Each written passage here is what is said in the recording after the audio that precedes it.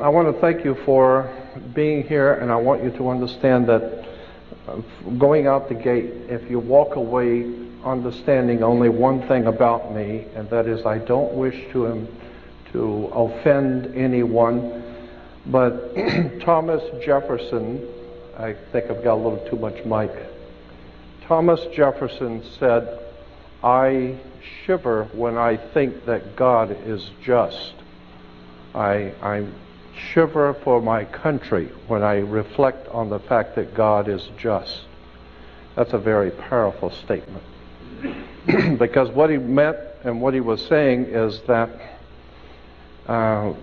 if we understand the divine presence in the universe, that one that men call God, if we understand anything about the divine presence in the universe, we understand that God is just, meaning that he's not a respecter of persons or people or concepts or ideas. God is above all of that.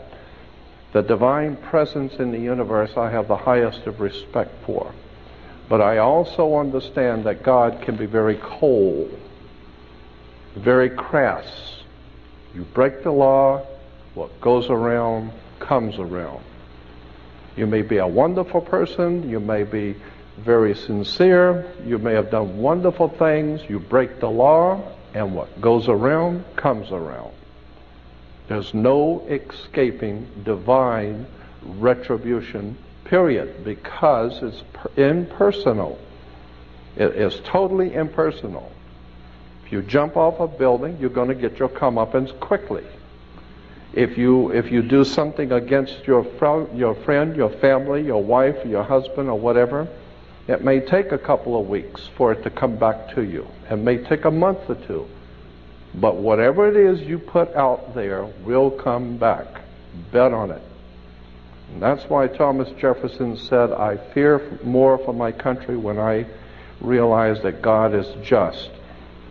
And the reason I bring that up is because there are many good people in this country who call out who call out upon God and who want to do what is right and are praying for their country, but in point of fact, God is just.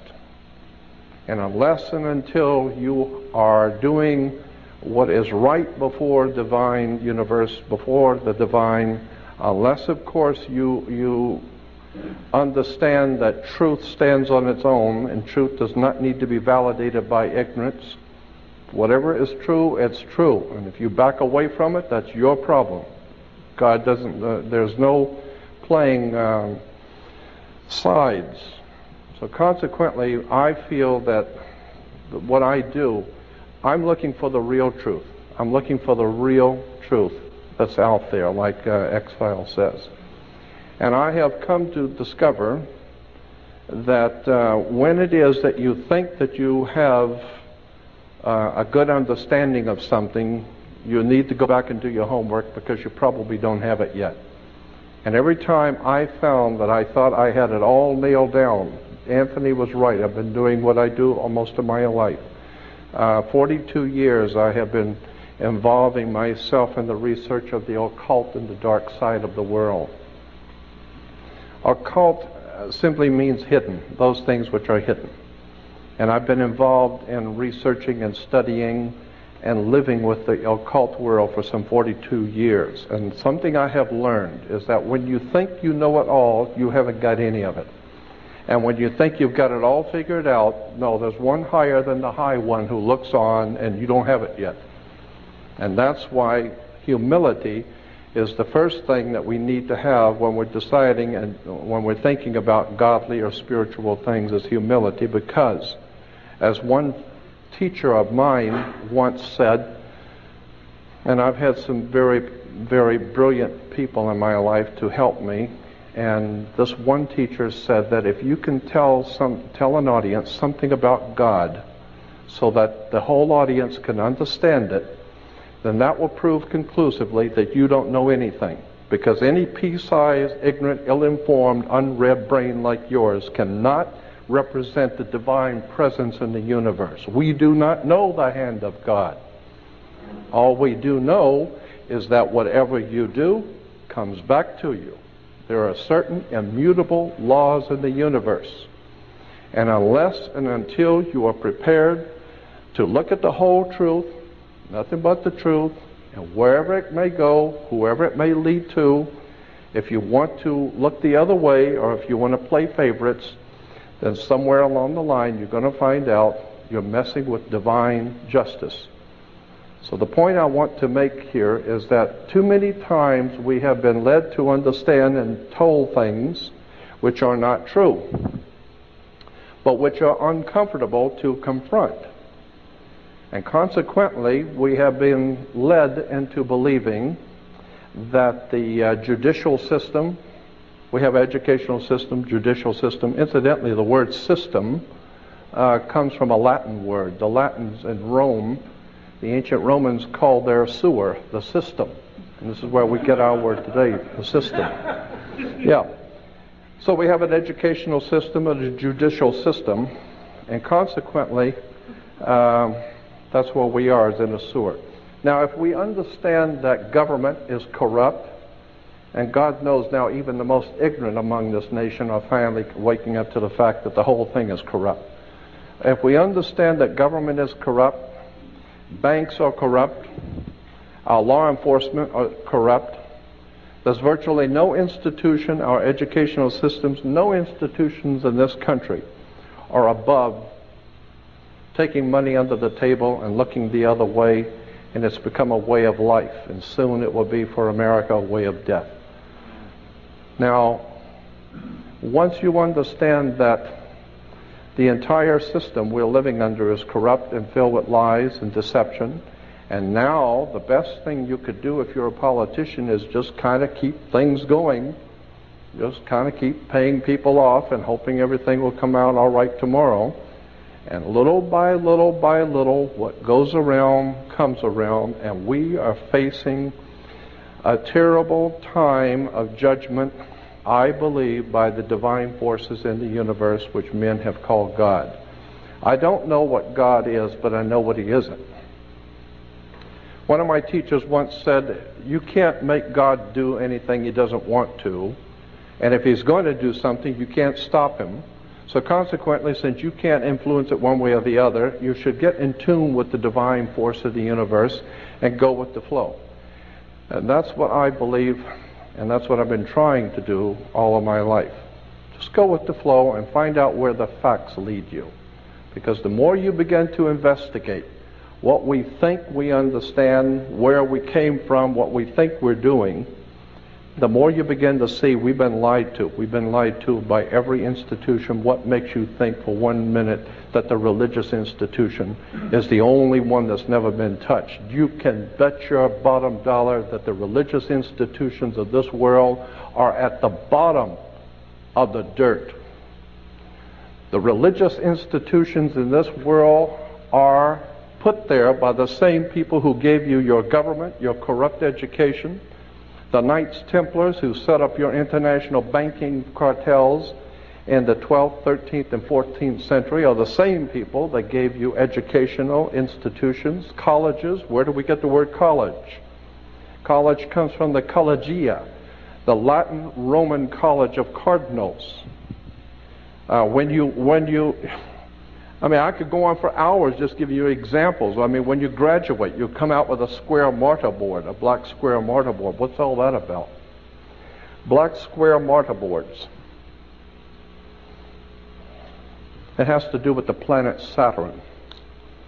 Saturn, we're told that in the Old Testament that the Hebrew people, the Jewish people, were worshipers of one God. That's never been true. Not true now, and never will be true. That's just one more story that's been given to us. That's never been true. The Hebrew people were worshipers of many gods, many different divine beings. They were the most eclectic theology on the face of the earth. Next to modern day Christianity is Judaism. Eclectic meaning it has collected from all over the world concepts and ideas and put it together and called it today Judaism. Judaism today is the most eclectic religion on the face of the earth. Virtually nothing of what it teaches is true. Virtually nothing of its supposedly background is true.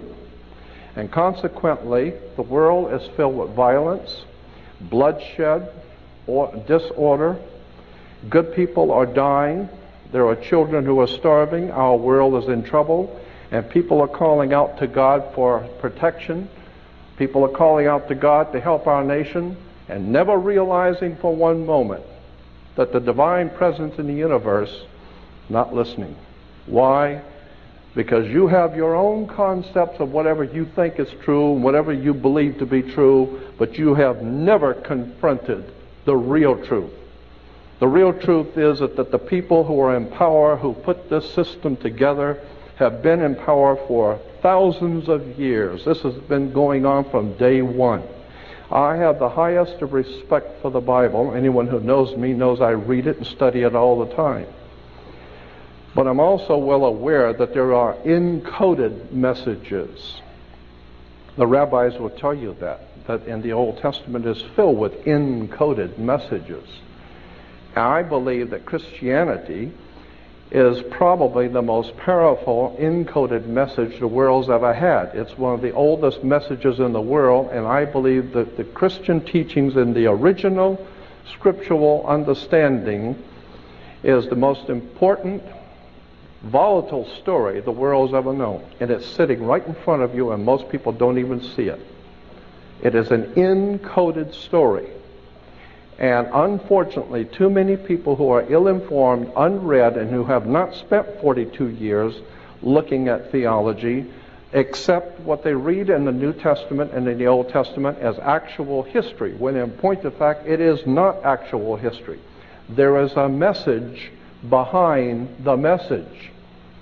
And consequently, if you're reading the Bible, and if you're looking at theological subjects from the Bible point of view, in a materialistic way, you're never going to see the obvious story sitting right in front of you. I believe that the story in the New Testament, and I'm concerned about this because I believe the world is now facing another dark age. I think that we are now preparing ourselves to go into a very dark time that's coming on the earth. And I believe that the message that's in the New Testament is a very powerful, symbolic, metaphysical story that is not very well understood today. Let me go back to the original Hebrew religion. Because it forms the basis for Christianity, we need to look at where did any of these things come from. I'm famous for doing that. I couldn't care less who I offend. I want to know the truth. And all you got to do is go to any good library and just start reading. There are hundreds of great reference books out there that tell you where things have come from. First of all of the things which are going on in this world today, from 9/11, all of the wars in the Middle East, all of the incredible bloodshed that's being spilled all over the earth, can be traced back to, and you might want to remember what I'm saying here, because I'm sure you're not going to make the connection when I first tell you, but I'm going to try to explain it to you. The things which are happening today, the people who are in power in this country, the great generals from around the world who are planning wars and violence and bloodshed, all of this stuff can be traced back to the planet Saturn.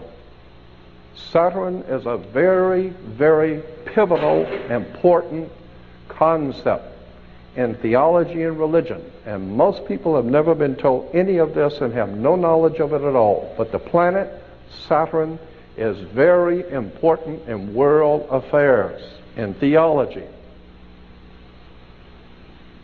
In the Islamic belief, the holy city of Mecca, which is in Saudi Arabia, Mecca has a Masonic circle, and within the Masonic circle is a square, because you got to do everything on the square, remember. You have a town square, you have New York Square, you have Vatican Square, you have Red Square, you have all kinds of squares. Why? Because this is Masonic. And it goes all the way back into the ancient world, the terms and symbols. Again, the planet Saturn is called the Black Square. It's called the Dark Sun, the Black Sun. This is what the Nazis and the SS and the Gestapo wore black. That's why priests wear black. That's why judges wear black robes. Why do you think a judge wears a black robe? He wears a black robe because when you used to graduate from university, you wear a black robe. Why black robes? Darth Vader wears a black robe. What the hell does a black robe have to do with anything? The judges wear black robes. You know, Supreme Court judges wear black robes. Black robes represent the priesthood of the planet Saturn, the Saturnalian Brotherhood. All you need to do is study Nazism, and you will begin to see that the powers behind the Nazi Party, the Thule Society, the Germanian Order, were all members of something called the Saturnalian Brotherhood, the Brotherhood of Saturn. Saturn was the god of darkness, chaos, and destruction. He teaches you a lesson. He will take your life if you don't listen to him. So consequently, Saturn was very, very important in the ancient world. Thank you.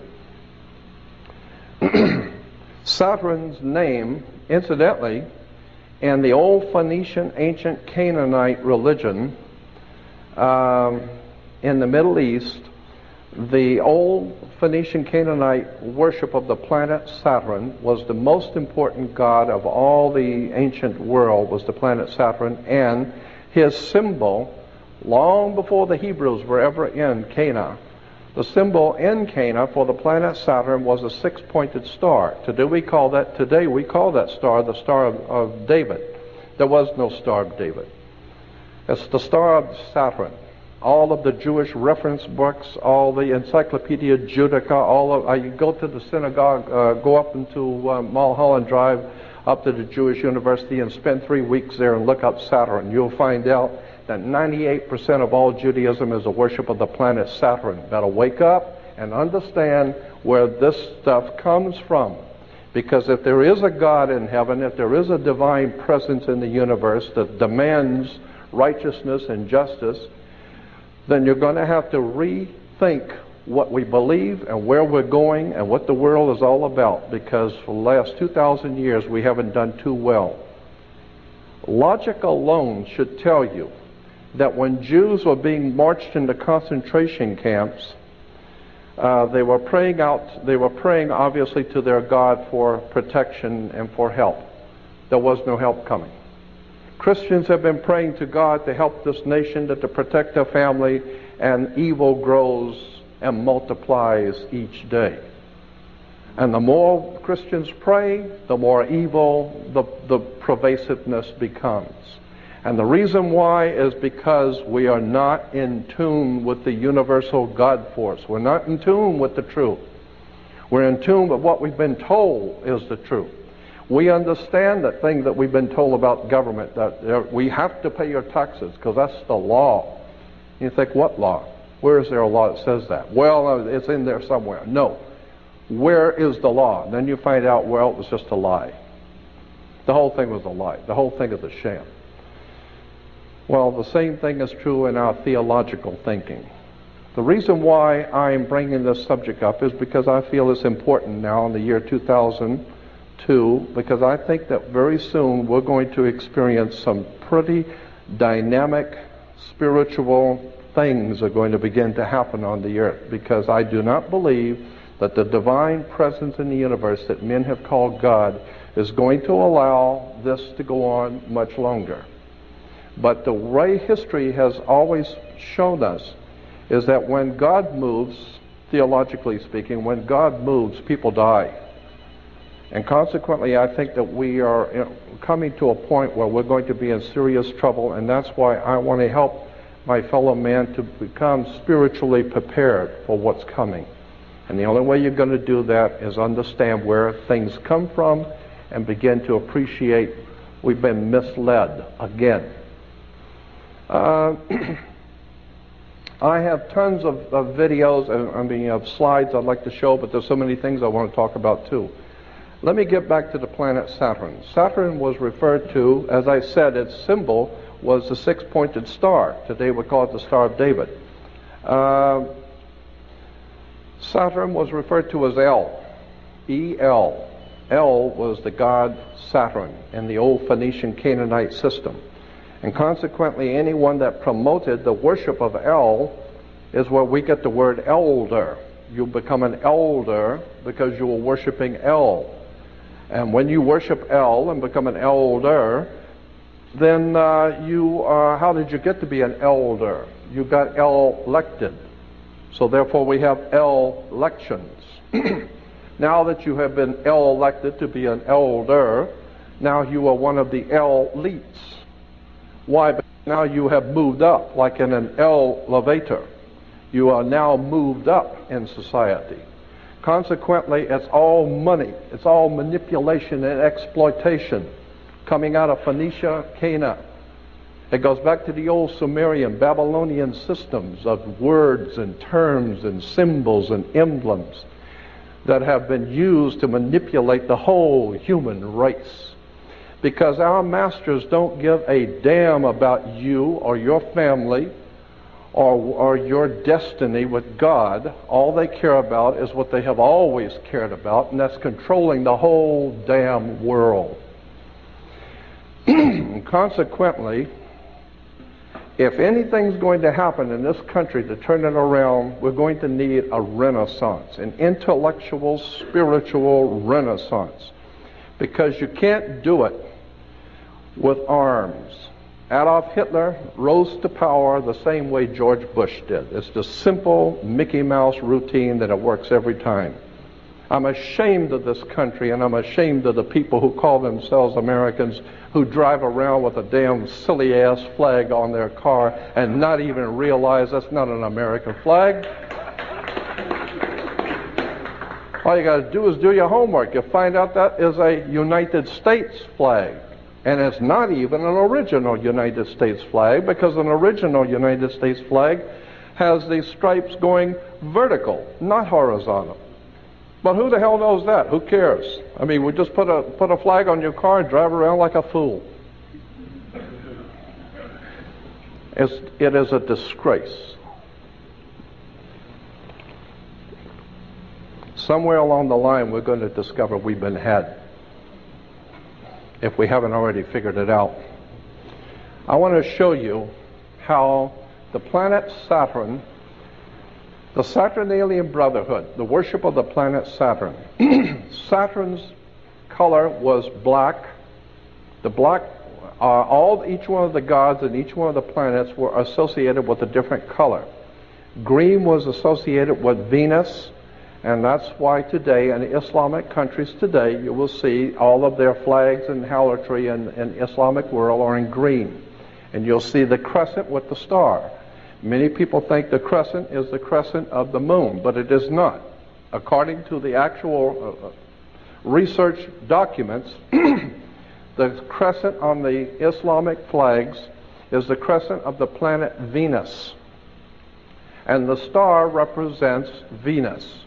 It is a religion that is based on the worship of Venus, but which has incorporated the Saturnalian philosophy in it. So, like all the other religions, it is also a very eclectic religion.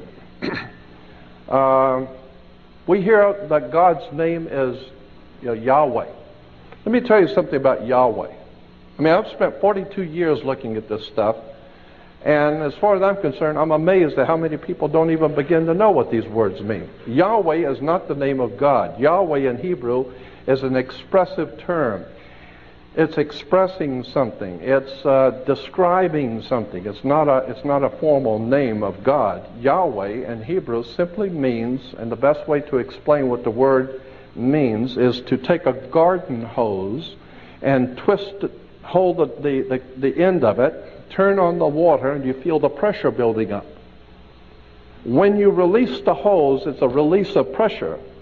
It's a release of energy. In the Hebrew, in the ancient Hebrew, the release of dynamic energy was called Yahweh. and it was always associated with sex.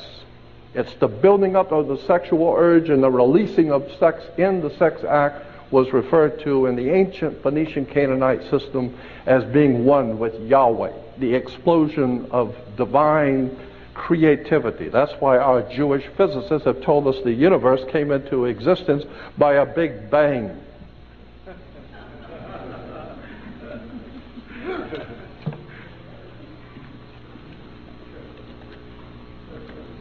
Consequently, I become very disorganized in my thinking because there's so many things I want to show you. So many things I've been wanting to tell people for years. I got it boiled down 42 years into an hour or so. But suffice it to say that the planet Saturn is very important, and you need to remember that and do some research on it, and you will find that the Nazi Party was probably the most glorious Saturnalian brotherhood we've ever seen. Nazis were heavy into the Saturnalian system of philosophy, war, destruction. The ancient Phoenician Canaanites said that the women should listen to their god Saturn. They always knew Saturn had rings. So they said the women should listen to their gods, so women were to wear earrings. Men were to get married before their God, so they were to wear a wedding ring. Kings were to get crowned before their gods, so consequently they would have a round crown, the corona. The ring. Saturn is the god of this world. From that we get the dark side of the Force, Darth Vader. Remember Darth Vader with his Nazi helmet speaking through the Masonic triangle? Somebody better do their homework. This stuff is fascinating when you get into it. In the ancient Phoenician Canaanite system, when it finally bled into Europe thousands of years ago, it formed what we call the Celtic Druidic system. The Celtic Druidic system had its origins in the old Phoenician Canaanite system. That whole area we call today Israel and Lebanon, that was called Phoenicia, Cana. And consequently, that whole system of the Canaanite religion found its way into Eastern Europe and then into Northern Europe and formed the basis theologically for what came to be known as the Celtic Druidic system. The Celtic Druidic system, one of the most important symbols, and some of you have heard me say this before, one of the most important symbols in the old Celtic Druidic system was a magic wand, like Merlin the magician with his magic wand. That's Celtic Druidic. Magic wands were always made out of holly wood. Okay? And they're still working their magic on us in Hollywood.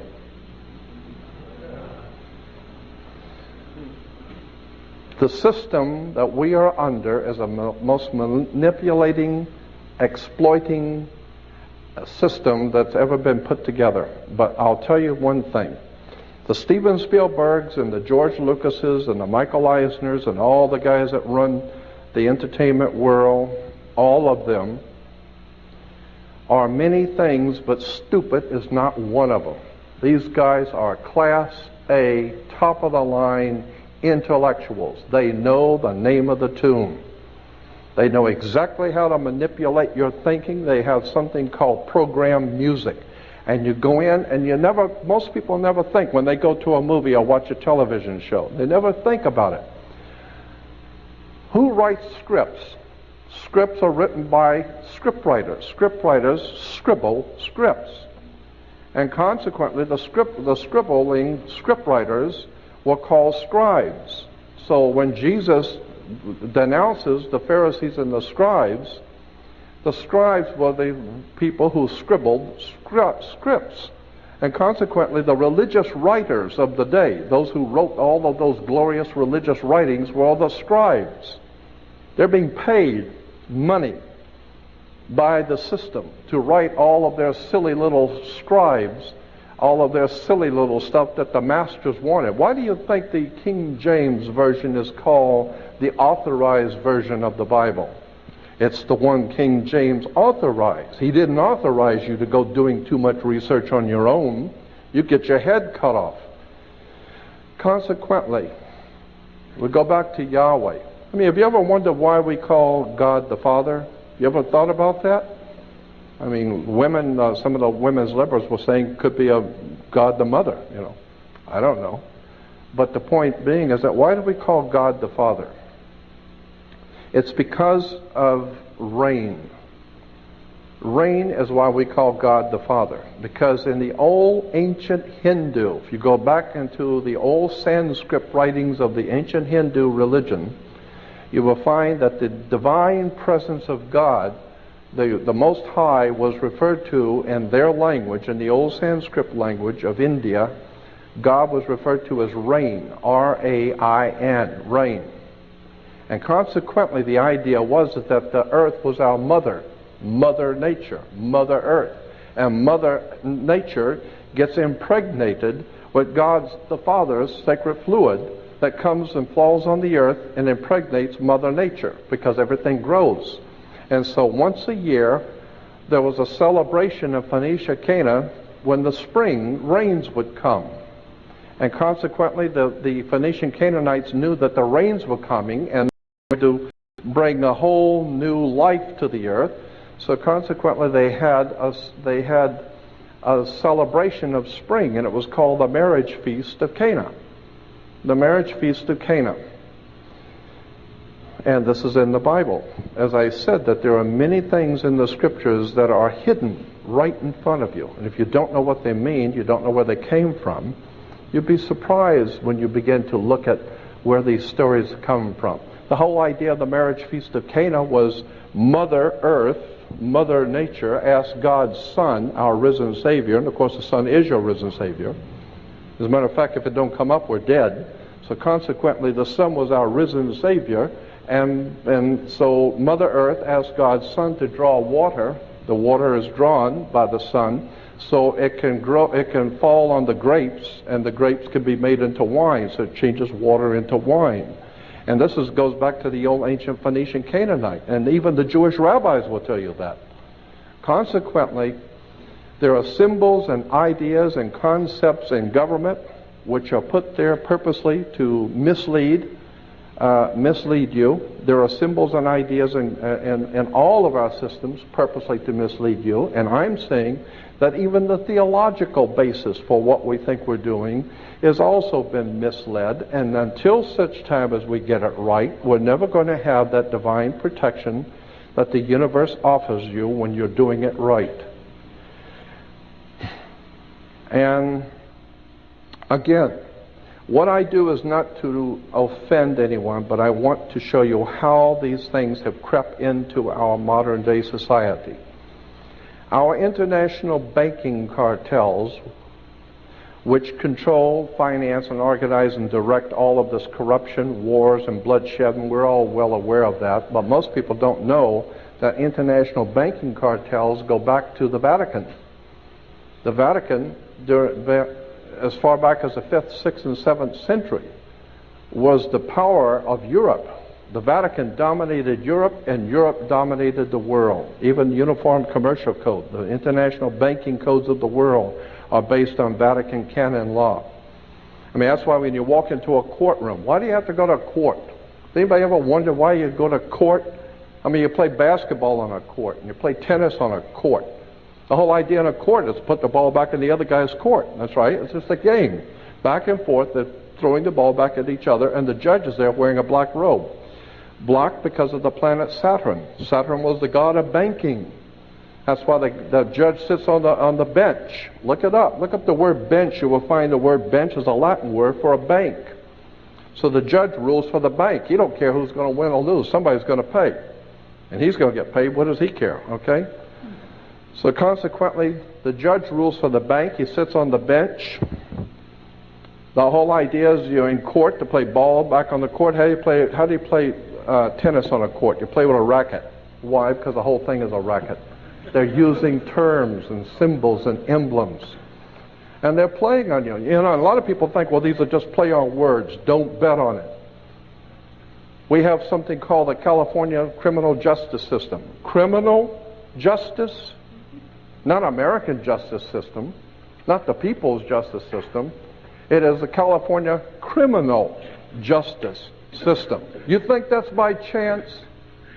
Think about it. You think that the government makes mistakes?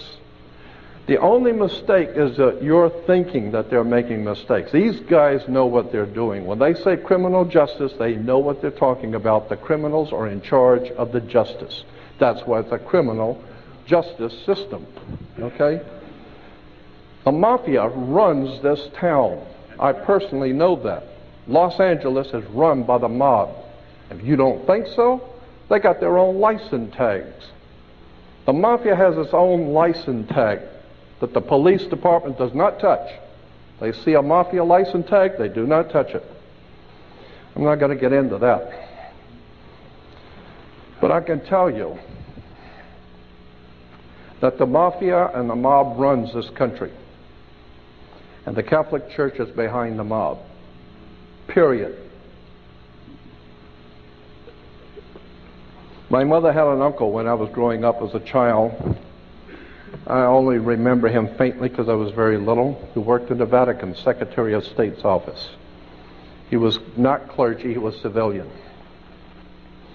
And I grew up in my hometown having two uncles who were federal judges.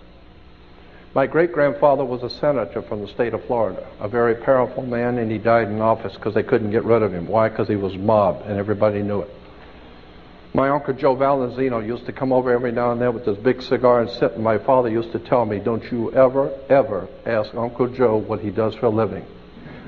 Ever. You just take whatever little presents and be cool and sit down, and if you open your mouth, I'll knock your teeth out. Okay? So I understood. There was a system in operation. My mother, my beloved mother, my father, my family, all of my family, including myself, were born and raised Catholic. So I'm not talking about the Catholic people. I'm not talking about the black people. I'm not talking about the Jewish people. I'm not talking about people. I'm talking about political organizations. We're talking about institutions that are financed all over the world. Huge, powerful financial empires. That's what I'm talking about, not the people.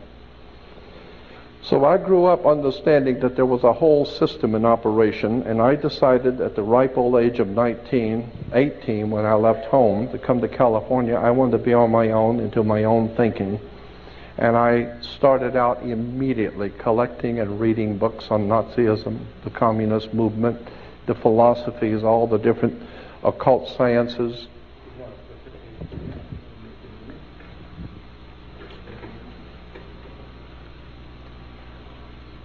And it became apparent to me that the entire world system is corrupt.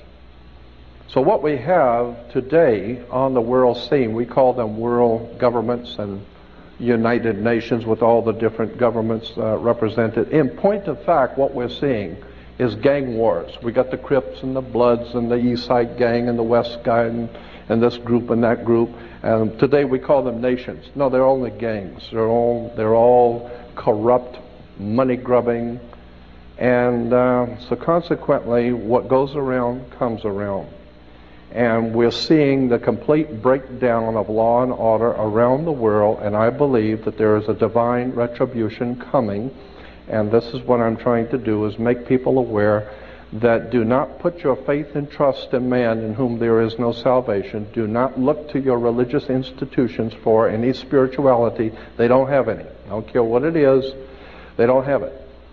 The very word church, the word church is an English word. From the King's English, it goes back to a word in Scottish, kirk. K-I-R-K is church in English. Kirk in Scotland goes back to a Roman goddess, Circe. Circe goes back to a Greek goddess in Greece called Circe. Circe gave birth to Roman Circe. Roman Circe gave birth to Scottish Kirk, and Scottish Kirk gave birth to the English word church. So consequently, when you go to church, just remember it goes back to Mother Circe in Greece. Circe, if you go back to the library and get some books on Greek mythology, it will tell you that her name gives birth to what we call the church today. And Mother Circe was able to hypnotize people and bring them into her home, hypnotize them, and so that they would lose their mind and become animals, and then she would feed off of them, eat them and feed off of them. That's Greek mythology, Mother Circe. So consequently, Mother Church has done just that. She has hypnotized people, brought people into her house, and consequently lives off of them. One of the most important financial institutions in the world is the Roman Catholic Church, and all the other churches like the Mormons and Seventh-day Adventists and Christadelphians and Jehovah's Witnesses are trying to catch up with. Consequently, all you need to do is just go see Godfather 3, and it will tell you, that's a true story, Godfather 3, about the killing of the Pope, when the Propaganda Due, the P2 Lodge of Freemasonry, had to get rid of the Pope, because he was a good man. That particular Pope was a good man, and he wanted to try and straighten out the church, and they figured they'd better straighten him out. So he was dead. He died on the 33rd day of his pontificate. He died on the 33rd day. I think that's interesting. And that's in the movie Godfather 3. Consequently, I don't know if you know this or not, but at the end of the Second World War, to show you another facet of the church's work, during the Second World War in 1945, actually early 45, when the German and the Nazis began to see that they were losing the war, and it became evident that the Nazis were going to lose, the powers that be in this world wanted to get the top Nazis out of Germany before the Russians or the other Allied forces came through and would kill them. And so consequently, the Vatican, along with the CIA, the American CIA and the Vatican, made a deal where the Vatican would provide for all the top Nazis their false passports, false ID, and slip them out of Europe and send them to Central America, South America, Uruguay, and Paraguay, which incidentally those two countries were founded by Jesuits. Probably some of the most powerful criminal syndicate in the world is the Jesuits. But so we have the Nazis here in America. You know, we went to the moon supposedly with good old American ingenuity, like Dr. Werner von Braun and all those other Nazi fascist murderers that came here who are making money off of this people. And I'm just amazed when I watch the space shuttle taking off and you see all the Americans standing out there in Florida watching the space shuttle take off and everyone's applauding. I think, what are you applauding for? You ain't going anywhere. The hell you applauding for? If they're going somewhere, you're not going, that's for sure. You can pay for it, but you ain't going. You ever thought about how much pollution, I mean poisonous, toxic pollution that pours out of the back end of a Saturn booster, how much poison is poured out of that into our atmosphere every time they shoot one of those things? Most people don't think about that. Consequently, I believe that it's a time that the idea, this time has come to look at the real foundations of our system of thinking in this world, because if you're going to call out to God, you better get it straight. Because there are too many times in the scriptures, and I again have to re-emphasize my appreciation for the divine principles in the scriptures. I believe that there is a profound story, especially in the New Testament. I think that the New Testament is a redemption story. But most people have no idea in the world what redemption means. Well, as a classic example, how many Christians understand what Christ means? I mean, you can't talk, I hear Christians talking all the time about Antichrist, and they haven't got the faintest idea what Christ means. How many people know what the word Christ means and where it comes from? I mean, how many Jews talk about the Holocaust and haven't got the faintest idea in the world what a Holocaust is? Oh, a Holocaust is a terrible tragedy. Oh, it's a big fire or something like that. It's terrible something. No. That's not what a Holocaust is.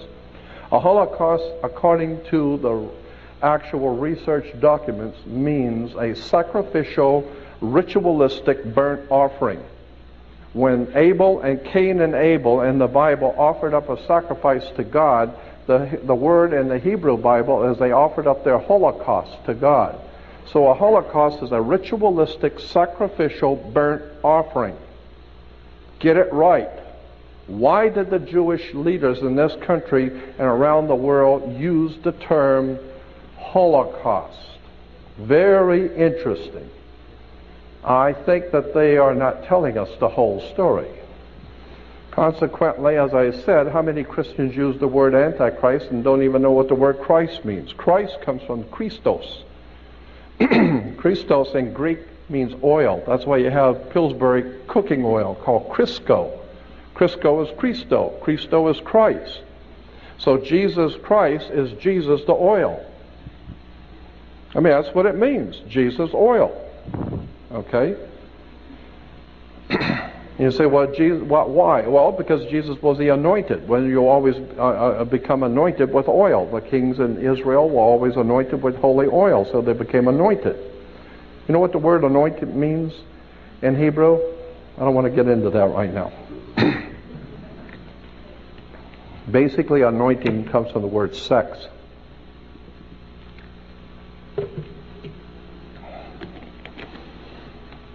You'd be surprised how much sex is entwined in religion. Sex, drugs, and rock and roll. There's a huge amount of words and terms and symbols. And when we begin to see how these stories have been put together and misrepresented, again, I believe that the Bible has been misrepresented. I think that if you go back into the ancient world and begin to see where the Bible comes from, who wrote it, and you begin to read the encoded story, it becomes fascinating stuff. And when you understand that, and I do a whole lecture, sometimes it takes 4 to 5 hours for me to do it, on astrotheology. Astrotheology is the basis for all religion on the face of the earth. It's called astrotheology. Happily, most people don't know that, so nobody's offended. But most people do not realize that astrotheology forms the foundation for virtually all religions on the face of the earth. It has to do with the worship of the heavens. And if you go back into the most ancient times, and this is a subject I've always loved, is ancient theologies. If you go back into the most ancient times that we know of, all nations of the world and all the ancient world agreed that the most evil presence on the face of the earth, the most evil thing in all the ancient world was darkness. When the sun went down, it gets cold and the boogeyman comes out. And all of the predator animals come out. They're coming out because it's cold and they're looking for something to eat. And humans are not designed to live like that. Humans have thinner skin and are designed by their creator not to live like animals. I mean, we couldn't live in a forest like a deer that is sub-zero and it doesn't seem to bother him. You'd be dead in about an hour. But the point being is that darkness was the most evil thing that man had to face. And consequently, all of the predator animals came out at night. And it got cold. And consequently, when the sun would come up in the morning, that was the one thing that saved the human race, is the coming of the sun, God's sun, the light of the world. Of course the sun lights the world.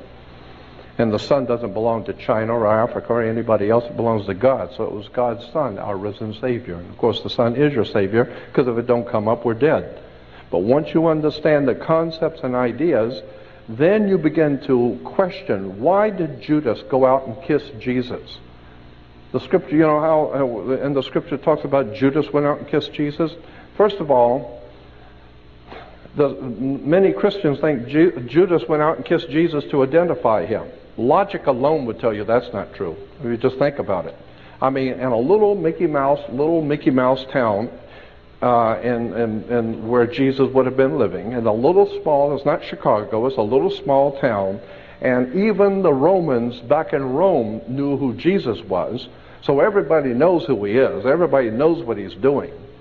And consequently, when the scribes and Pharisees, the religious leaders, decided they'd had enough of him and wanted to arrest him, you think they're going to have to send out somebody to find him and point him out? No, everybody in town knows who he is. Well, then why did Judas go out and kiss him? And most people think Judas went out and kissed Jesus to identify. It doesn't say that. It says he went out to kiss Jesus to betray him, not identify. What do you mean betray? That's interesting, because even the mafia today, when they're going to kill you, they give you the kiss of death. They've kissed you off.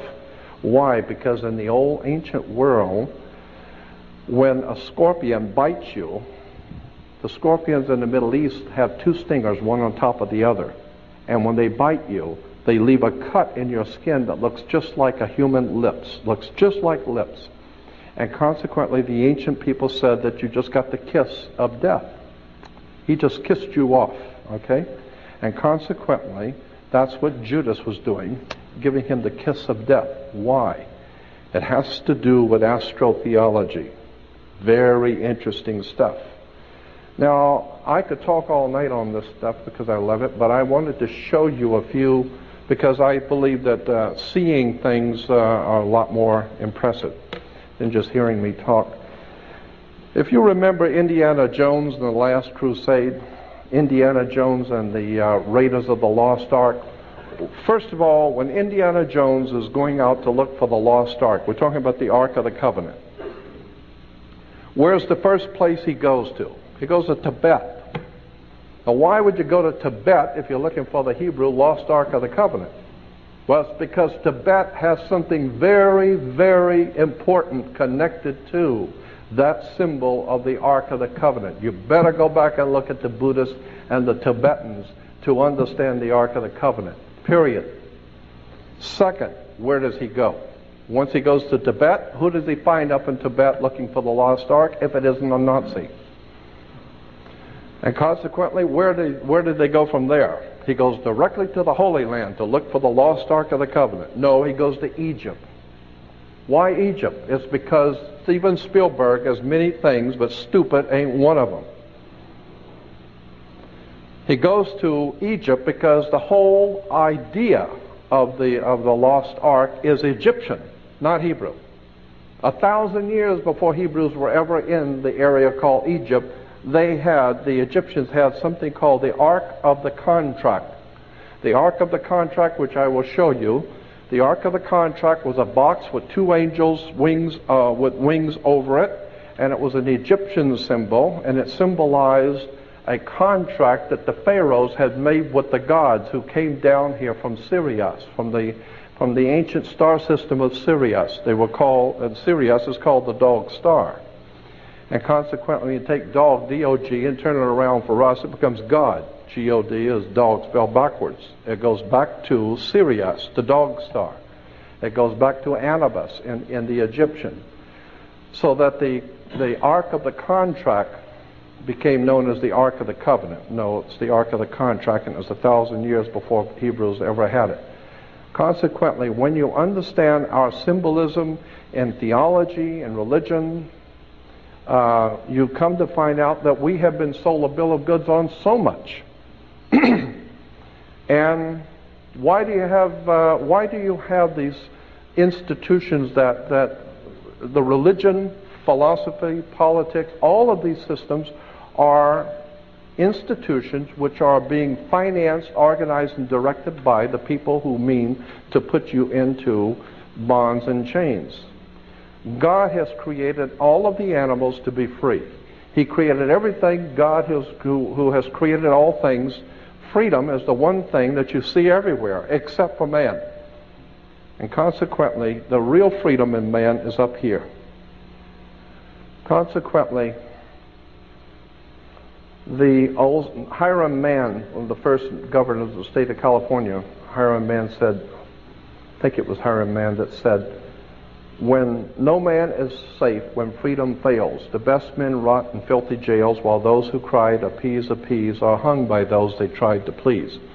Meaning that there can never be a common cause with darkness. There's no place for light dealing with darkness. You have to know the truth and seek the truth, and the truth will set you free. That's an old adage, but it's true. The more you educate yourself, the more you understand where things come from, the more obvious things become, and you begin to see lies everywhere. And now you're in tune with God, and now you can begin to see where things have come from and where they're going.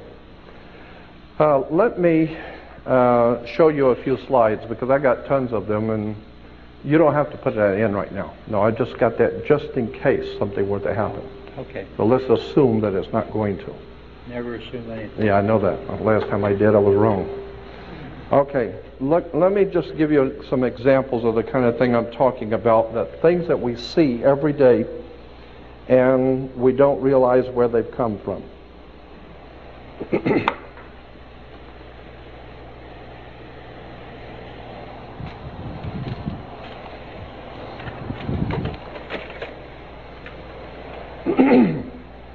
Now, this is the Ark of God. You'll see this is the New York State seal. In New York, the State of New York seal, you will see in the middle is the lost Ark of the Covenant. Here it is, the Ark of the Covenant. You remember this from Indiana Jones and the Raiders of the Lost Ark? And here it is again.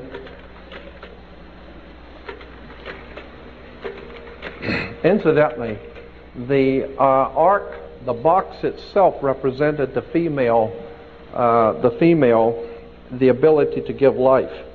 And so the priest would drop blood in front of the ark, representing the menstrual cycle of the female, because it had again to do with sex.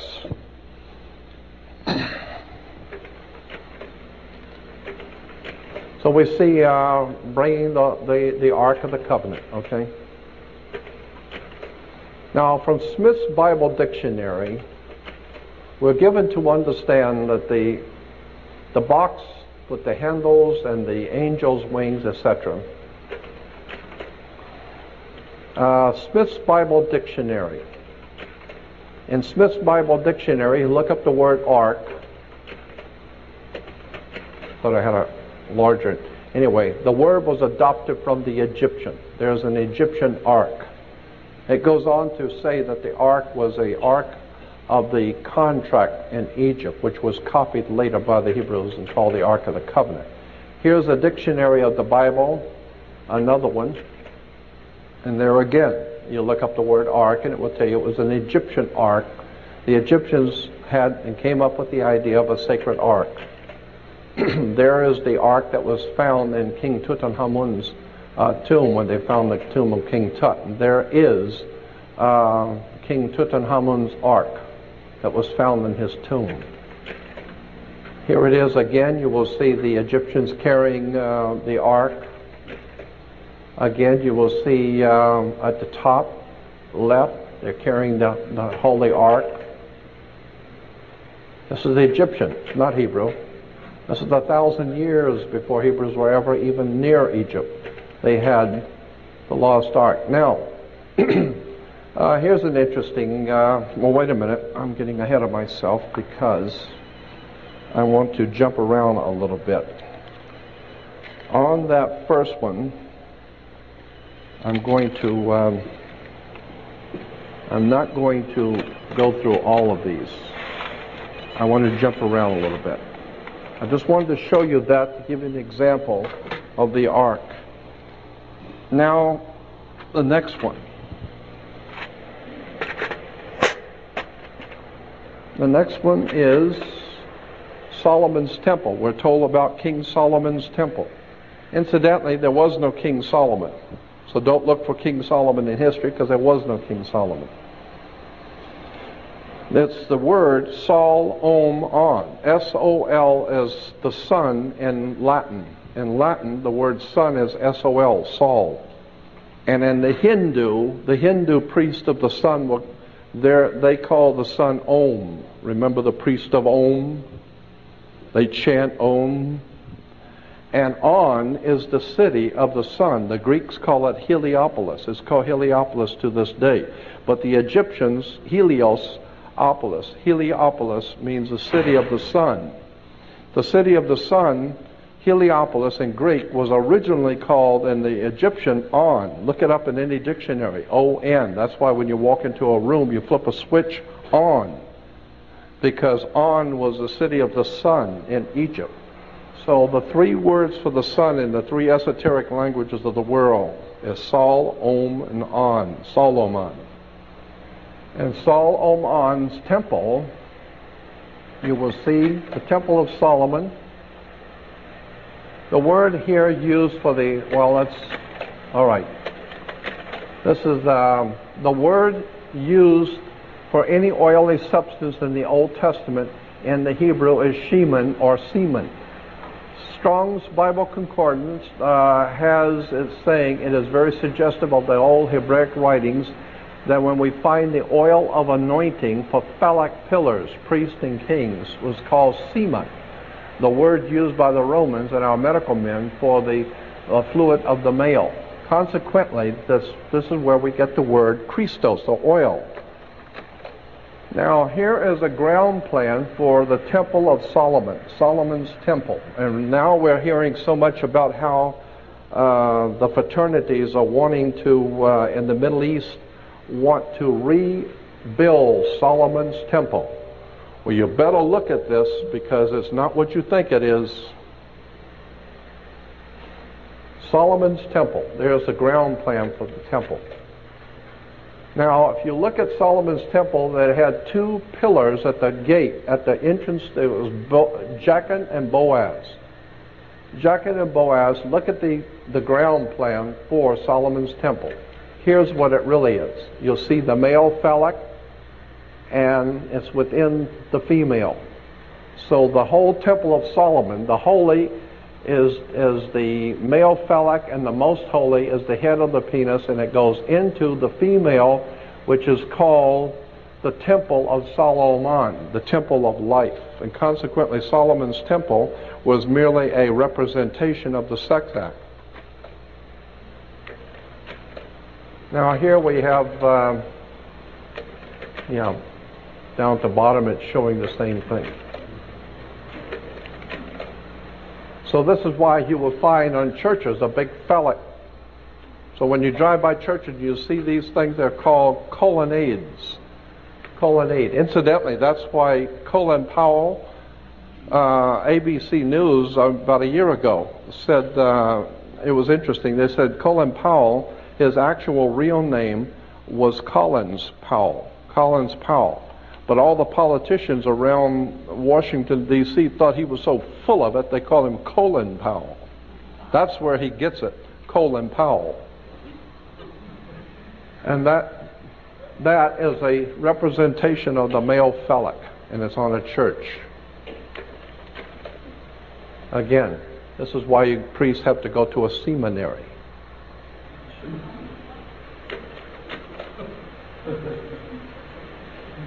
Here it is again. Here's another temple. You can tell the layout of the temple.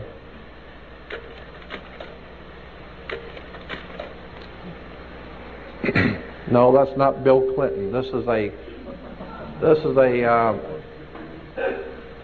a Egyptian god named Min, M-I-N. And you'll see the Egyptians climbing the pole. It's called the ceremony of climbing the pole of Min. The pole, of course, is the representation of the male phallic. One of the most important is that of the maypole. This relic of pagan tree worship originally represented the cosmic axis and the phallic power of the sky god. Here are dancing around the maypole and have no idea in the world that women are dancing around the male phallic. And I think, and then Christians once a year in September have something called See You at the Pole, and have no idea in the world that it's the same old idea of see you at the pole, dancing around the male phallic.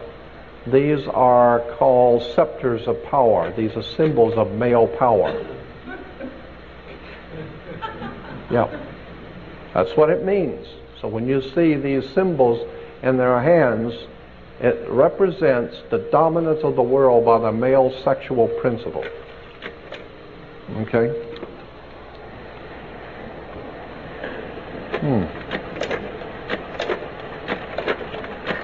Okay. Even the playing cards like the jack has, that's why it's called a jack. It goes back to the Bible, jacking the pole. And here's something we call the pillar of life. You'll see these two pillars. There are always two pillars representing the male phallic. In the old ancient Phoenician Canaanite system, there are always two phallic. You'll see them there. There we have the sacred stone phallic pillars. Always you will see now these were penis head gods in Assyria.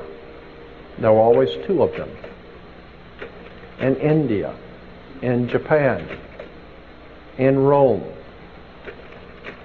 Pompeii, in Islam, you'll see the two phallic pillars on both sides. Incidentally, the churches and many of the old architecture in the Middle East and churches today all have pointed glass windows, long pointed glass windows and pointed arch doors. The pointed glass windows represent the female opening, the pointed arch. And, of course, the twin phallic pillars. And you see it everywhere. Here we have the body of Osiris. Let's see, the sky is supported on the bottom line. It says the sky is supported by two phallic pillars. And you see that everywhere. Incidentally, the Washington Monument is a phallic symbol. And it's the male phallic, and it connects to the female ovaries, the Oval Office.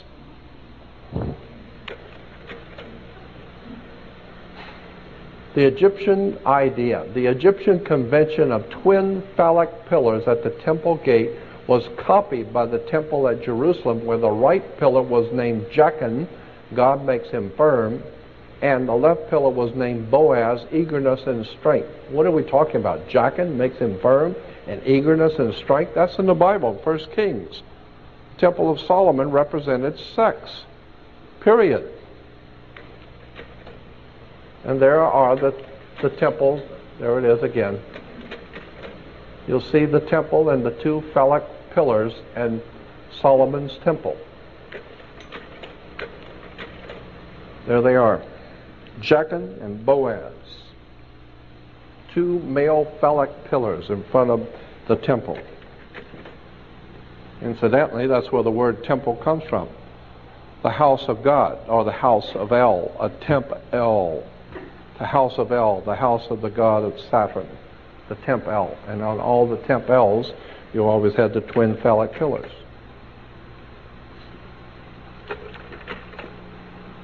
There it is in downtown, on Wilshire in downtown Los Angeles, the synagogue has the two phallic pillars. You see it all over the world. All over the earth you see twin phallic pillars going all the way back to the Phoenician Canaanites. This is over in Pasadena at the British Israel Masonic Ambassador College. What is that? What is the symbolism there? Anybody? Am I the only one seeing what the symbolism there?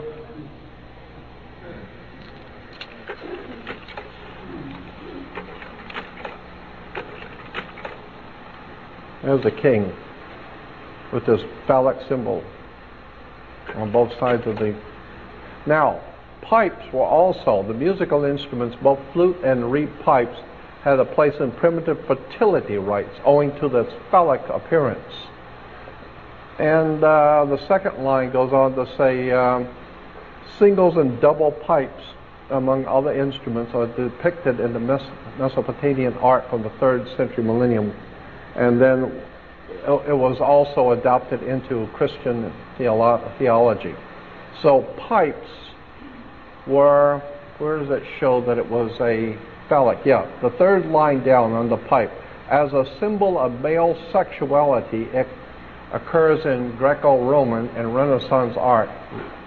And so the pipes, this is why we have something called a male organ, the male organ, the twin pipes. So when when you see the Mormon church with the male organ, just remember that's what it all means. That's where it came from, the twin phallic pipes. Now,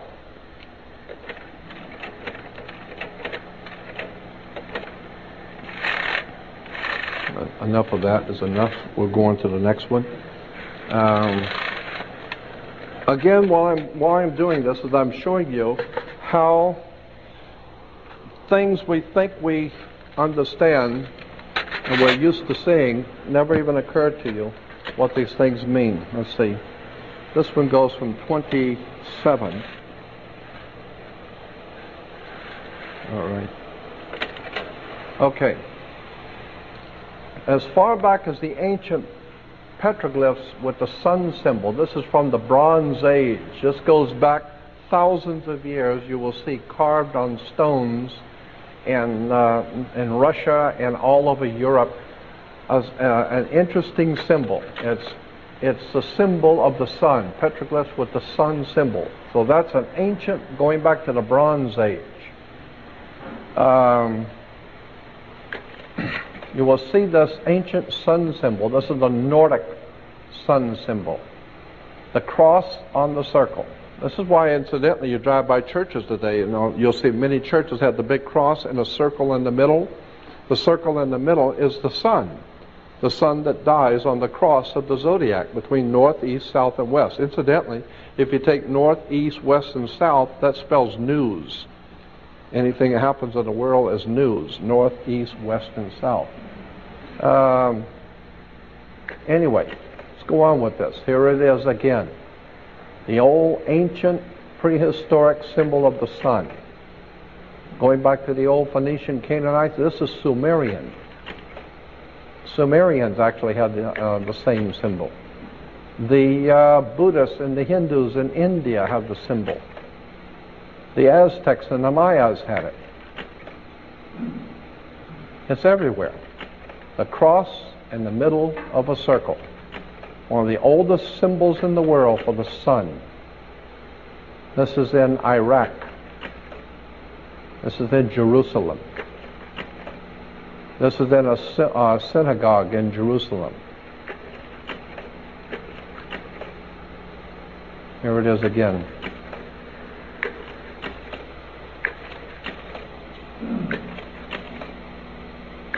Always is the cross in the circle. And showing that children are taught to pray to the cross in the circle, which goes back to the old ancient Phoenician, and that even prior to the ancient Phoenician goes back to, and here's the host with the cross on it, the circle. It's an ancient formula. And I said, yeah, I'll bet it's an ancient formula. It's real ancient. Far more ancient than you would suspect. On the caps of the French used to carry it. That's in Freemasonry. Churches. Rosicrucians. Queen Mum. There's Queen Mum with the symbol of the cross. This ancient sun cross of the most ancient people of the world. And today it's still being used all over the world, and people have no idea in the world where it came from. Even the Nazis. You'll see the Nazis had the sun cross.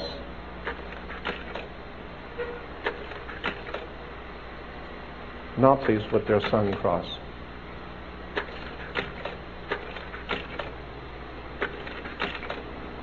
Now, while this may not seem very important, you need to understand the reason why it's important is because, and this will only be just a moment,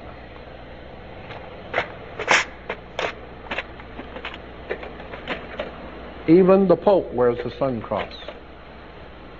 There it is again at the Vatican.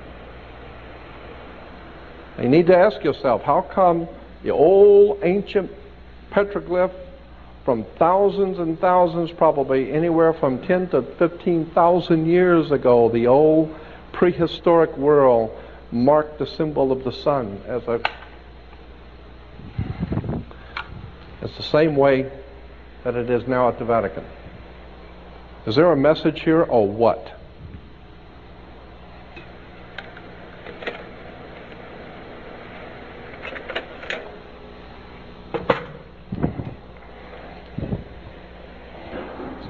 So when you talk about God's Son being the light of the world, you better look at it, because there's something else going on here.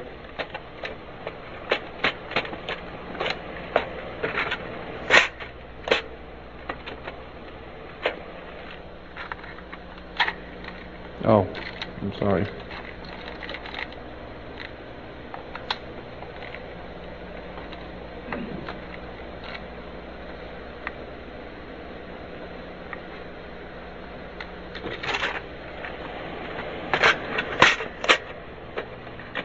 Now, what is this? This is number 5. Yeah, this is number 5. Okay. Okay, yes. Now, we're talking about the law before, and Moses is the lawgiver. Actually, the word Moses is a Egyptian word, and in the ancient Egyptian language, the word Moses meant the son of. Like in Hebrew today, Ben, B-E-N, means in Hebrew the son of. So like Judah ben Hur, Judah was the son of, his father's last name was Hur, H-U-R, Judah ben Hur, or Ben, B-E-N means the son of. Incidentally, if you look up in the Hebrew Encyclopedia, look up the word Hur, because I did that for Judah ben Hur. H-U-R is a Hebrew spelling of Horus. The sun god Horus was called in Hebrew Hur, H-U-R. So when the sun came up in the morning, Horus was our newborn son, and he took 12 steps across heaven. He were called Horuses, H-O-U-R-S, Horus. And he took 12 steps. That's why we get a 12-step program for alcoholics, a 12-step program when you go to school. You start in the 1st grade and you end up in the 12th grade. It's a 12-step program because the ancient Egyptians said that the sun, whose name was Horus, when he was risen in the morning with our risen Savior, he walked across the sky in 12 steps, and each one was a different Horus. The first was Horus of the first step, Horus of the second step, Horus of the third step, and going down the line, Horus of the 12th step. So there were 12 different Horuses, and consequently we took the word Horus, H-O-R-U-S, and turned it around and make it H-O-U-R-S. So it's 12 hours. No, 12 hours is just chained in the U and the R and Horus. So the 12 Horuses are the 12 steps in heaven, which are the 12 hours of day. And consequently, the sun brought light into the world, and in Latin, the sun, or light in Latin, is Lucius. Lucius, Lucifer, Luce, Lux, Lucius, all mean in Latin light. This is why you have Luke Skywalker. Luke Skywalker is Lucius walking across the sky, and he's doing battle with the Prince of Darkness, whose name in the Egyptian was Set, S-E-T, because they noticed it got dark at sunset. And consequently, God's Son was chasing that evil Prince of Darkness until he died at the 12th step, and then he's gone, and he leaves the world in the hands of the Prince of Darkness, and his name was Set. And of course, it does get dark at sunset. Now, keeping all that in mind, we have the law, the Mosaic law.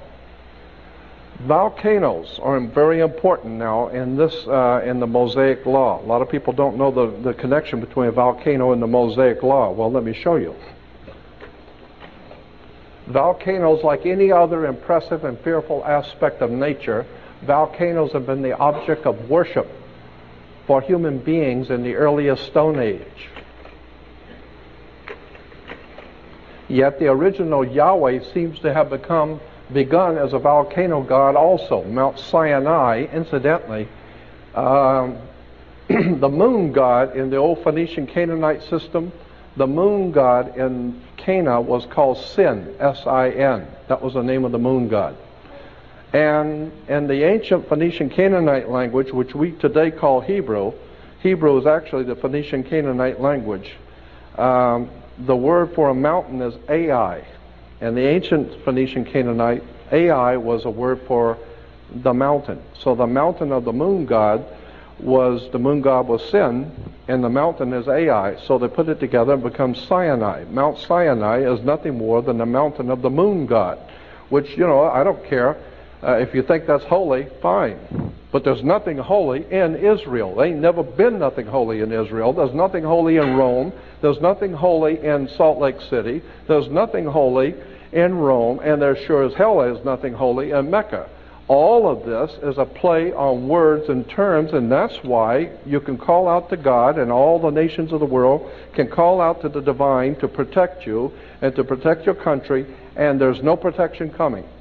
God did not step in to save the Jews from Hitler, and it does not appear that God's doing anything to step in to save this country. Why? Because like Thomas Jefferson says, I fear for this country when I remember that God is just. Meaning that until you get yourself in line with truth, and until you've got just correctly understood the divine presence in the universe and what is truth, and until you do that, don't call out to God. And remember how in the book of Isaiah, when the scripture says, the scripture says in Isaiah, God saying to the people, when what you dread comes upon you as pregnant pains upon a pregnant woman, as pains of distress upon a pregnant woman, when what you dread comes upon you like pains of distress on a pregnant woman, do not call out to me to help you. Do not call out, because I will not be found.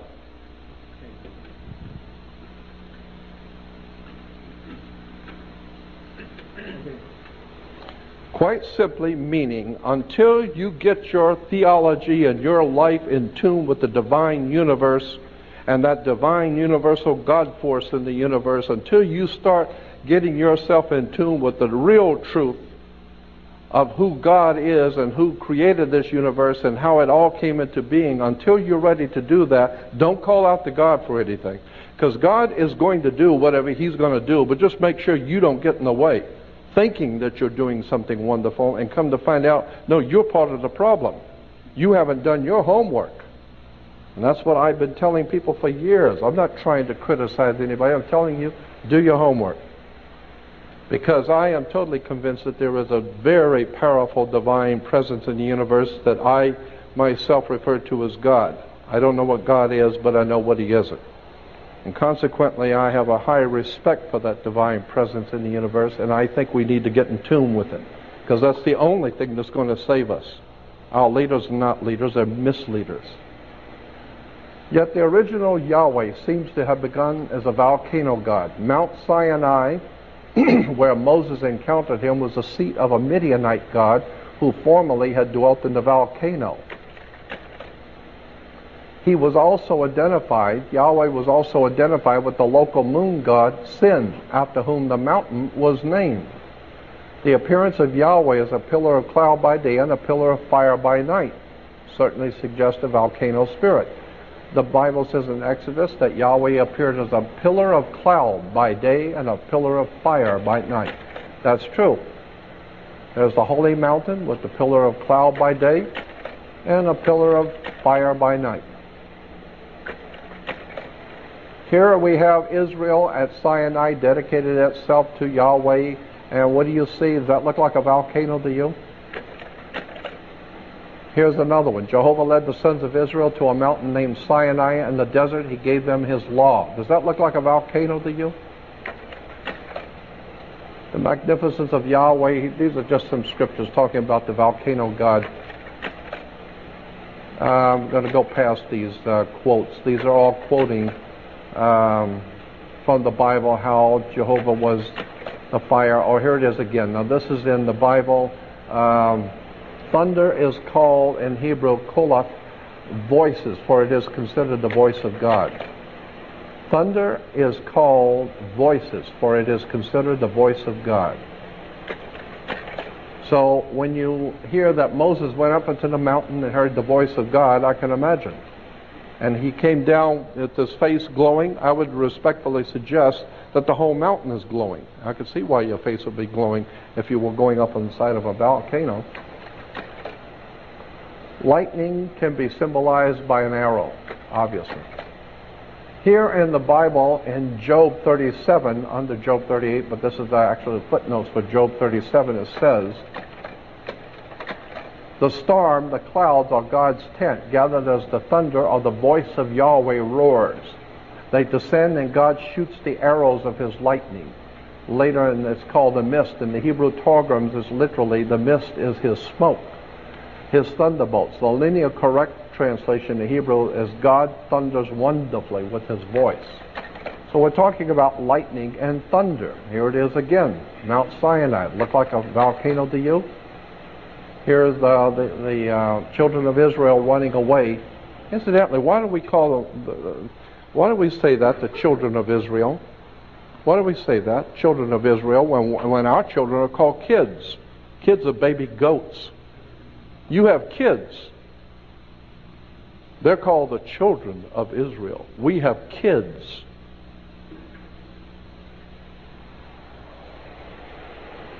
Mount Sinai, does that look like a volcano to you? Here is Moses. Incidentally, Moses takes the law and he throws it down and breaks it. He was the first lawbreaker. So you don't want to be breaking the law. Does that look like a volcano to you? There's one Hebrew telling another one, that's a volcano, airhead. See it?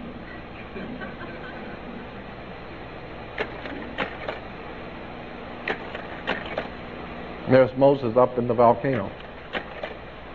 Here is from the Encyclopedia Judica, one page that gives the symbols for each one of the holidays, like Rosh Hashanah, Yom Kippur, Hanukkah, Feast of Purim, the Passover, and the Feast of the Giving of the Law is in the lower right. The Feast of the Giving of the Law. There it is. The Feast of the Giving of the Law. Does that look like a volcano to you? Huh?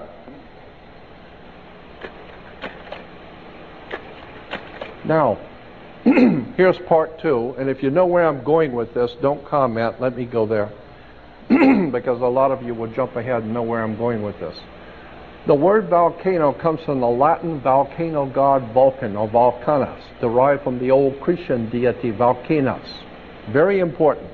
The word volcano comes from the Latin volcano god Vulcan.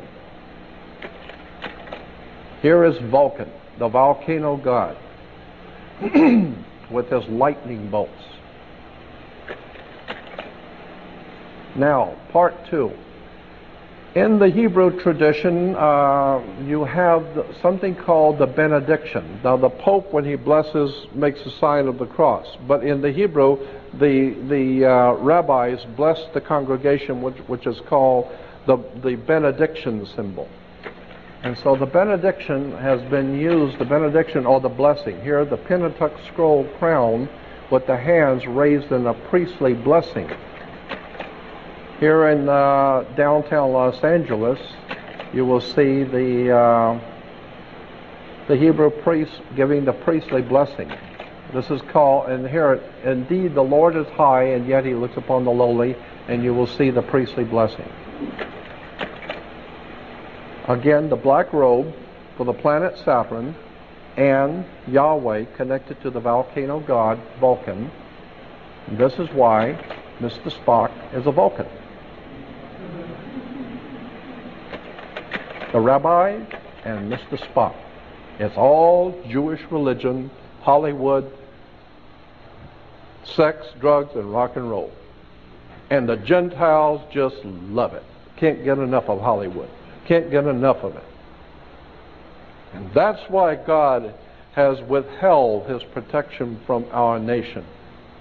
This is why our country is now in the darkest period as has ever been, because we have given ourselves over to ignorance, stupidity, ill-informed religious philosophies, and have not come before God with a trite heart and wanting to know the full truth. Here we're told about the manna from heaven. I don't know if you've ever remember, Moses was leading the children of Israel to pick manna from heaven. They would find manna from heaven on the ground each morning, the scripture says. Here they are picking up the manna from heaven on the ground each morning. Here in Exodus 16:14, it says, "And when the dew that lay on the ground was gone up, behold, the face of the wilderness, there lay a small round thing, as small as hoarfrost on the ground." So now we know. And the next one in 15 says, "And when the children of Israel saw it, they said to each other, to one another, it is manna, for they did not know what it was." In Hebrew, manna simply means, what is it? I mean, they tried this stuff and said, God, what is this stuff? You know? So what is it? They don't know. Well, what is it in Hebrew is manna. So they call it manna. Well, what is manna? The manna from heaven was a small round thing, and it says when the dew that was on the ground, of course, when the sun comes up, it evaporates, and behold, upon the face of the wilderness there lay a small round thing. Manna, meaning Hebrew, what is it? It had 7 characteristics from the old ancient world. Small, round, wafer-like, sweet, could be hard, can be melted, and it was obviously from heaven. Because when you ate the manna, you could talk to God. Well, now we found out manna was a small round thing, mushrooms. And here are the priests of Israel. Here's the Hebrew priest of Israel wearing a mushroom on his head. The mushroom headdress. I've often wondered, see, because the mushrooms were a hallucinogenic drug. And I've often wondered, is that why they call the priest high priest?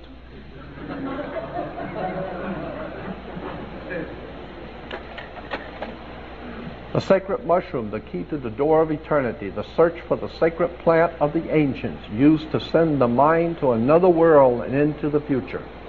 Let me tell you something. I've never tried any drug in the world ever. Not pot, nothing. Ever. However, I am not so stupid as to not be well informed about the potentials for the mushroom. The magic mushroom, from all indication, is a sincerely important discovery that was made in the ancient and prehistoric world. This stuff works.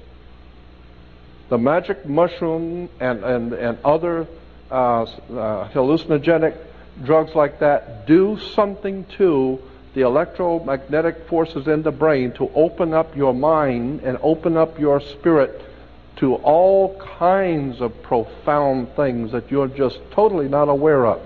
So, while this is a hallucinogenic drug, nonetheless, this is a very important stuff here. Magic mushrooms are not to be laughed at. It is not a light thing. This stuff is very serious stuff. And that particular kind of mushroom is called a Amanita muscaria. The sacred mushroom and the cross, John Allegro, the third man in charge of the Dead Sea Scrolls, wrote this book. The sacred mushroom and the cross, a study of the nature and origins of Christianity within the fertility cults of the ancient Near East by John Allegro. John Allegro was the number 3 man appointed by the state of Israel, England, and America in charge of the Dead Sea Scrolls. The top 3 men that were picked in the beginning were all fired because of what they said was in the Dead Sea Scrolls that was not supposed to be said. All 3 men were fired. There is the Amanita muscaria. Here in the catacombs of Rome, under the Vatican, you will find paintings in the old catacombs of Amanita muscara being the sacred tree of knowledge of good and evil. Well, the whole concept is if you take the mushroom, it opens up your mind to all kinds of off-the-wall things. And of course, you can talk to God. Here's a small group of mushroom heads. Here's another bunch of them. The chump there with the big beard looks like he's been on it for a while. Some more mushroom heads. There they are. So when you see these mushroom headdress, just remember that's where it comes from. Mushrooms. The high priest and all the ancient world, all of them took mushrooms. Okay? So that's it on that. There it is. The high priest of Israel with the mushroom. Now,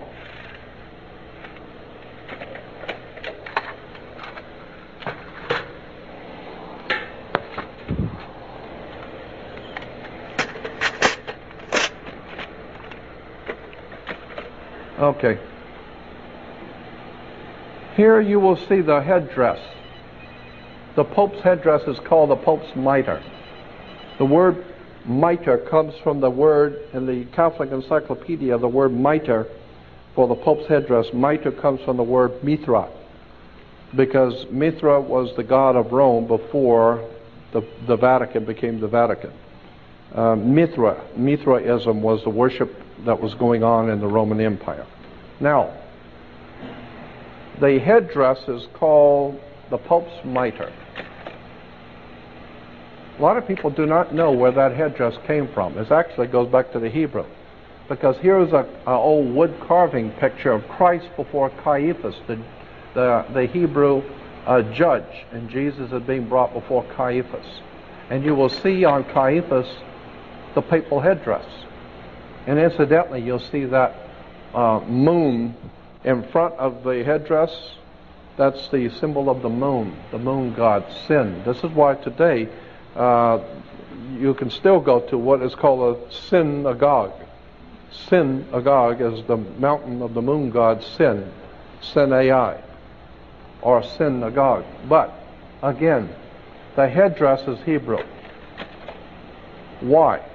Because, and this is very important, the ancient world believed that one of the gods, the most important god, was a fish god.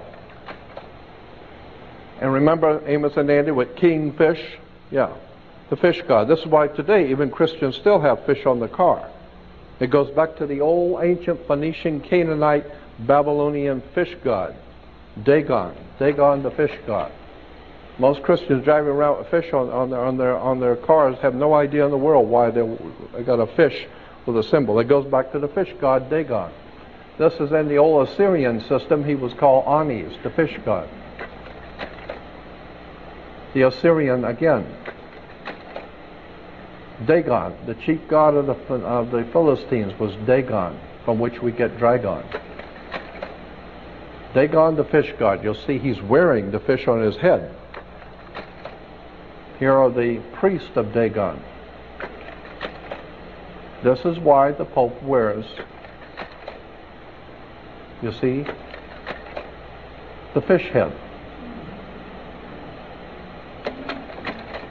The fish head of Dagon, the old pagan fish god of the Phoenician Canaanite, ancient Phoenician Canaanite, Assyrian, Babylonian, Sumerian worship of the fish god. So when you see the Pope, just remember that headdress is the worship of a very ancient pagan god. Here it is again, the fish head.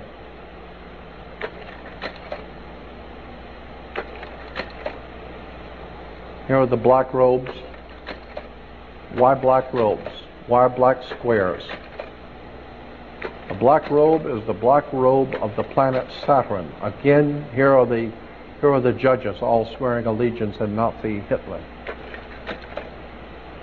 And here are the priests in, incidentally, the priest uniform is called, here it is, just a minute, all black robes. Why black robes?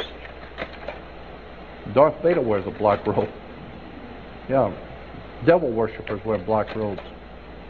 Ayatollah Khamenei wears a black robe. Yeah.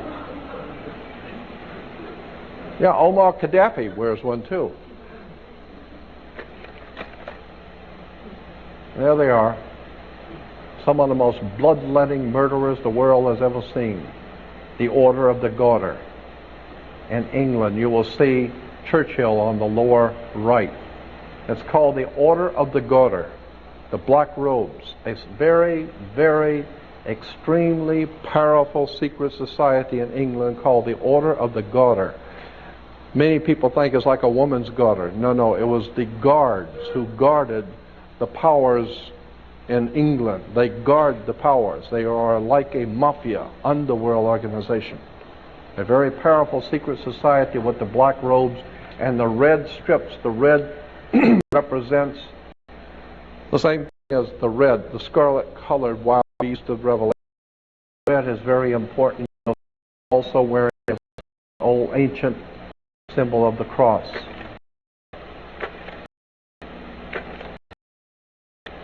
Yeah, Mussolini and the fascists, they also have a black uniform.